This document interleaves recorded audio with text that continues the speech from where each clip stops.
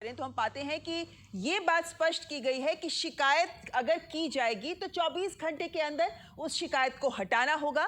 साथ ही साथ जो भी आपत्तिजनक कंटेंट होगा, कंपनियों को बनाना होगा एक शिकायत निवारण तंत्र। इसी तंत्र के तहत इन शिकायतों का निपटारा किया जाएगा।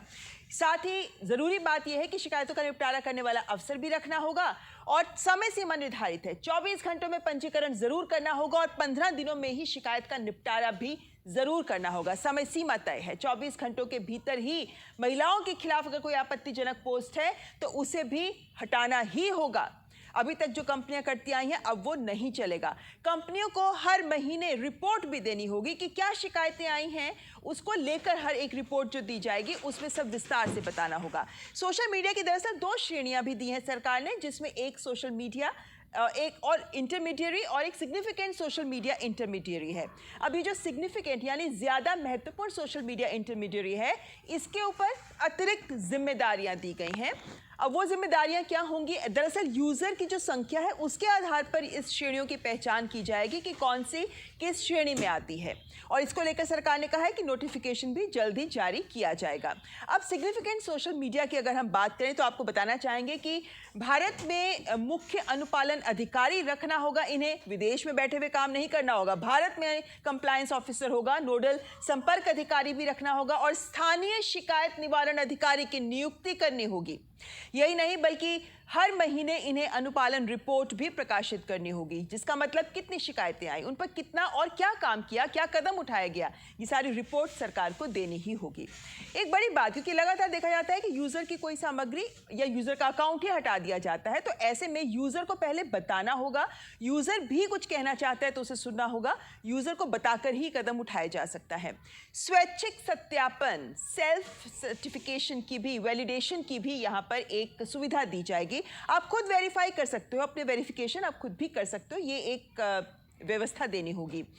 आपत्तिजनक, ये बहुत महत्वपूर्ण बात है कि कोई भी आपत्तिजनक पोस्ट है तो वो स्रोत क्या रहा उसका, ये बताना ही होगा। ये महत्वपूर्ण रहेगा। और अगर विदेश में बैठ के इसको क्रिएट किया गया है तो भी देश में सबसे पहले किसने इसको फॉरवर्ड किया, किसने इसको आगे बढ़ाया, वो भी बताना होगा। दरअसल जो भी प्रावधान है कि ये जानकारी देनी होगी कि किसने इसको क्रिएट किया है, ये सुरक्षा, देश की सुरक्षा से लेकर महिला सुरक्षा की बात करें या ऐसे उन तमाम अपराधों की बात करें जिनके लिए 5 साल से ज्यादा की सजा का प्रावधान है, उन मसलों से जुड़ा है ये वाला प्रावधान। अब अदालत या सरकारी संस्था या फिर अधिकारी अगर कुछ कहते हैं तो उनके कहने पर ही आपत्तिजनक संदेश पर तुरंत कार्रवाई करनी ही होगी। सरकार ने स्पष्ट किया है कि 3 महीनों में ये सिग्निफिकेंट सोशल मीडिया इंटरमीडियरी के लिए जो गाइडलाइंस हैं वो 3 महीने में लागू होंगी, क्योंकि इस वक्त में वो पूरी व्यवस्था बना लेंगे। और जो अन्य श्रेणी है उसके लिए, इंटरमीडियरी के लिए, सोशल मीडिया इंटरमीडियरी के लिए जैसे ही नोटिफिकेशन आएगी ये गाइडलाइंस लागू हो जाएंगी। ये थी बात सोशल मीडिया की। आइए अब बात करते हैं डिजिटल न्यूज़, डिजिटल मीडिया यानी ऑनलाइन न्यूज़ मीडियाज और OTT प्लेटफॉर्म्स की। इनके लिए सरकार ने आज कोड ऑफ एथिक्स दिए हैं। इसमें बड़ी बात यह है कि शिकायत निवारण के लिए 3 स्तर की व्यवस्था दी गई है। पहली व्यवस्था स्वनियमन, सेल्फ रेगुलेशन। शिकायत निवारण तंत्र जो अफसर है उसकी नियुक्ति करेंगे और 15 ही दिन में शिकायत का निपटारा करेंगे। ये एक पहला कदम है। उसके अलावा अगर आप खुद नहीं करते हैं तो फिर एक सेवानिवृत्त जज या इसी स्तर के किसी व्यक्ति के अध्यक्षता में ही एक संस्था होगी और वो स्वनियमन के नियमों का क्रियान्वयन करने में या जो शिकायत है उसकी सुनवाई करेंगे।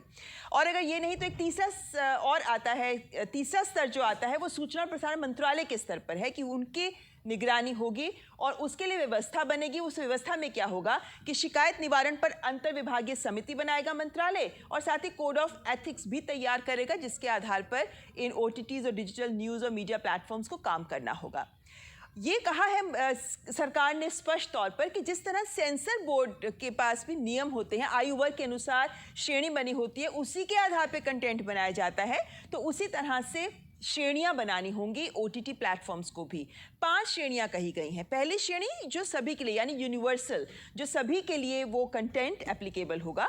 अगली श्रेणी है 7 साल से ऊपर, उसके आगे बढ़े तो 13 साल से ऊपर और 13 साल के बाद 16 साल से ऊपर और उसके बाद आखिरी कैटेगरी होगी एडल्ट की यानी वयस्क की। तो इन्हीं श्रेणियों के आधार पर ही डिजिटल मीडिया को अपने कंटेंट रेगुलेट करना होगा। स्वनियमन करना होगा। वहीं डिजिटल मीडिया पर जो समाचार प्रकाशक हैं उनको भी केबल टीवी नेटवर्क के भी एक्ट के जो प्रोग्राम कोड हैं या फिर प्रेस काउंसिल ऑफ इंडिया उनके भी जो मानदंड हैं इन्हें मानना अत्यंत आवश्यक होगा।